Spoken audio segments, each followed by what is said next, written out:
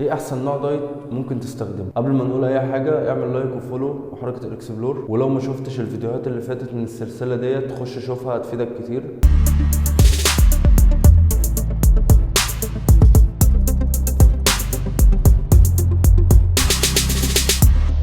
احنا اتكلمنا في السلسله دي يا شباب عن انواع الدايت بالتفصيل، وقلت لك اسمائهم وشرحت لك كل نوع منهم وازاي تطبقه. الفيديو ده يا شباب هديك شويه نصايح تمشي بيها، واقول لك ايه نوع الدايت المفضل بالنسبه لي انا واللي انا بحب ان انا امشي عليه وبطلع منه بنتيجه كويسه. خلينا في الاول يا شباب اقول لك ان انا مش بحب ان انا استعجل في النتائج بتاعتي، او ان انا امشي على نظام ينزلني دهون بسرعه جدا واكون مستني ان انا اكسب كتله عضليه برده بسرعه جدا في وقت قليل. فانا بحب ادي كل حاجه وقتها، بحب امشي على الدايت بتاعي اخد وقت فيه شهرين 3 شهور، اخد وقتي عشان اطلع منه باحسن نتيجه وباحسن شيب ممكن اطلع بيه. والدايت بتاعي يا شباب بيكون في فتره البالك عباره عن ان انا بمشي 50% من السعرات بتاعتي كارب، و40% بروتين، و10% فات. ساعات بزود الفات ل 15% وبخلي الكارب 45%. وباجي في فترة الكاتنج برفع البروتين وبنزل الكارب، بخلي البروتين من 45 ل 50% والكارب 40%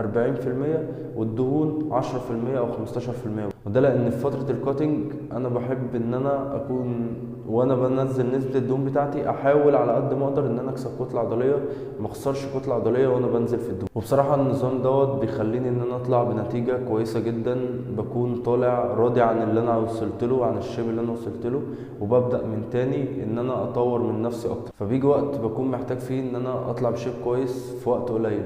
ده طبعا ما بعملوش دايما، ده بعمله كل فين وفين مرة لو صدفت. لازم تكون عارف برضو ان انواع الدايت اللي بيمشي عليها كل الناس مش واحدة، لانها بتختلف من حد للتاني حسب المدة اللي انت عايز توصل فيها. بس الاحسن ان انت تدي لكل حاجة وقتها وما تستعجلش. افتكر دايما ان كمال الاجسام رياضة جميلة جدا ومحتاجة منك صبر والتزام عشان تقدر توصل لهدفك. وقبل كل ده يا شباب زي ما قلت لكم لازم تختار حد فاهم كويس هو بيعمل ايه، عشان ده هيختصر عليك وقت كبير ومجهود كبير جدا ممكن تبذله، وكمان هيساعدك ان انت توصل لنتيجة كويسة واحسن شيء ممكن توصل له في اقل وقت ممكن. بس كده يا شباب، كده كنت قلت لك